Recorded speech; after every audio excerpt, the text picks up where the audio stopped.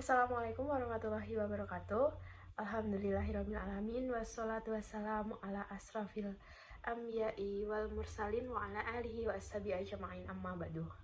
Pertama-tama marilah kita panjatkan puji syukur kehadirat Allah Subhanahu wa taala yang telah melimpahkan rahmat, hidayah serta inayahnya kepada kita semua, sehingga pada hari ini kita dapat berkumpul tanpa satu halangan apapun dan tidak kurang suatu apapun. Tak lupa selawat serta salam kita sanjungkan kepada Nabi Agung kita, Nabi Muhammad SAW, yang telah menuntun kita dari zaman jahiliyah hingga terang benderang seperti sekarang ini. Hadirin yang berbahagia, Buya Ahmad Rashid Sutan Mansur merupakan tokoh pimpinan Pusat Muhammadiyah atau PPM ke-6 pada tahun 1953 sampai tahun 1959 Masehi, yang memiliki peran penting dalam perkembangan Muhammadiyah.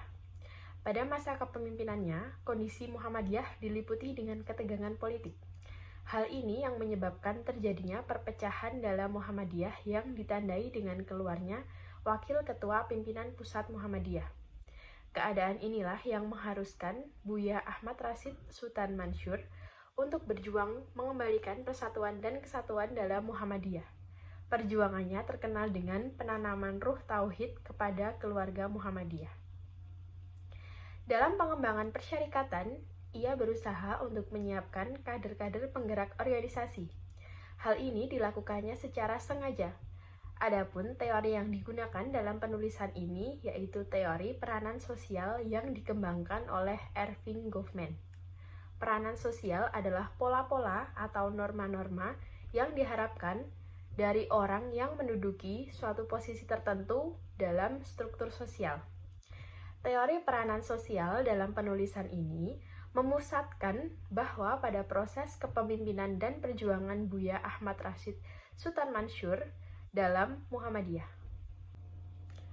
Buya Ahmad Rashid Sutan Mansur tumbuh dengan pendidikan agama yang kuat.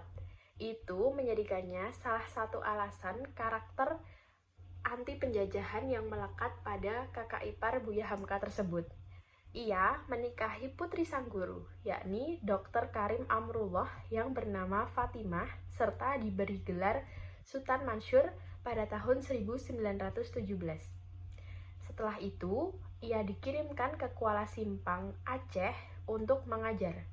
Setelah 2 tahun di sana, yakni pada tahun 1918 hingga tahun 1920, ia kembali ke Maninjau. Ia sebenarnya hendak melanjutkan pendidikan ke Al-Azhar, Mesir. Namun terjadi pemberontakan melawan Inggris. Kemudian ia pun tidak diizinkan berangkat oleh pemerintah kolonial Belanda. Hadirin yang berbahagia, setelah gagal berangkat ke Al-Azhar, Buya Ahmad Rashid Sutan Mansur berangkat ke Pekalongan untuk berdagang dan menjadi seorang guru agama di daerah tersebut. Ia sering dilanda kegelisahan karena menginginkan perubahan dan pembaharuan ajaran Islam. Dari situ, ia berinteraksi dengan Kiai Haji Ahmad Dahlan di Pekalongan. Interaksi tersebut membuat ia tertarik bergabung ke Persyarikatan Muhammadiyah pada tahun 1922. Kemudian, ia mendirikan suatu perkumpulan Nurul Islam bersama para pedagang dari Sungai Batang, Maninjau, yang telah bergabung di Muhammadiyah Pekalongan. Buya Ahmad Rashid Sutan Mansur tertarik masuk ke Muhammadiyah karena memiliki kesamaan visi. Ia ingin membawa pembaharuan di Sumatera Barat agar umat Islam kembali ke ajaran tauhid dan membersihkan agama dari karat-karat adat tradisi. Ia menilai adat tradisi itu membuat umat Islam terbelakang dan tertinggal. Pada tahun 1923, Sutan Mansur menjadi Ketua Muhammadiyah Cabang Pekalongan. Ketika terjadi ancaman dan konflik antara Muhammadiyah dengan komunis di ranah Minang pada akhir tahun 1925, beliau diutus Hort Bestur Muhammadiyah memimpin dan menata organisasi yang mulai tumbuh di wilayah Minangkabau. Sutan Mansur memiliki cara berdakwah yang tidak frontal. Ia akomodatif terhadap para pemangku adat dan tokoh setempat. Itulah yang membuat Muhammadiyah dapat diterima dengan baik dan mengalami perkembangan yang cukup pesat. Kemudian pada tahun 1927, bersama Fakhruddin Sutan Mansur, Beliau melakukan tablik dan mengembangkan Muhammadiyah di Medan dan Aceh.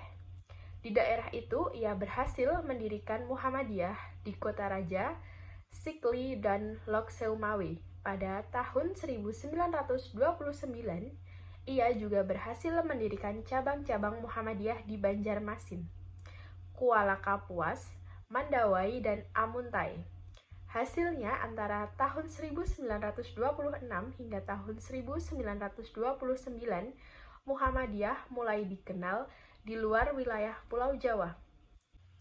Buya Ahmad Rashid Sutan Mansur sebagai seseorang yang telah kenyang dengan asam garam dalam melaksanakan gerakan Muhammadiyah, amat sangat mengerti ruh Muhammadiyah yang didirikan oleh Kiai Haji Ahmad Dahlan. Kiai Haji Ahmad Dahlan sendiri yang mengenalkan gerakan Muhammadiyah kepada Buya Ahmad Rashid Sutan Mansur.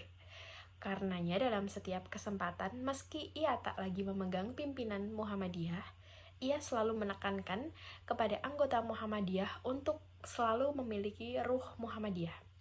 Karena sesungguhnya dalam memegang ruh Muhammadiyah ini, Buya Hamka yang juga adalah adik iparnya menyebut Buya Ahmad Rashid Sutan Mansur ini adalah sebagai seseorang ideologi Muhammadiyah. Maka sampailah kita pada bagian penutup, harapannya kita semua dapat mengambil hikmah dan keteladanan dari kisah yang telah saya sampaikan ini. Jazakallah, saya ucapkan terima kasih atas perhatiannya dan saya mohon maaf apabila ada salah kata dalam penyampaian. Wabillahi taufiq wal hidayah, nasru minallah. Wassalamualaikum warahmatullahi wabarakatuh.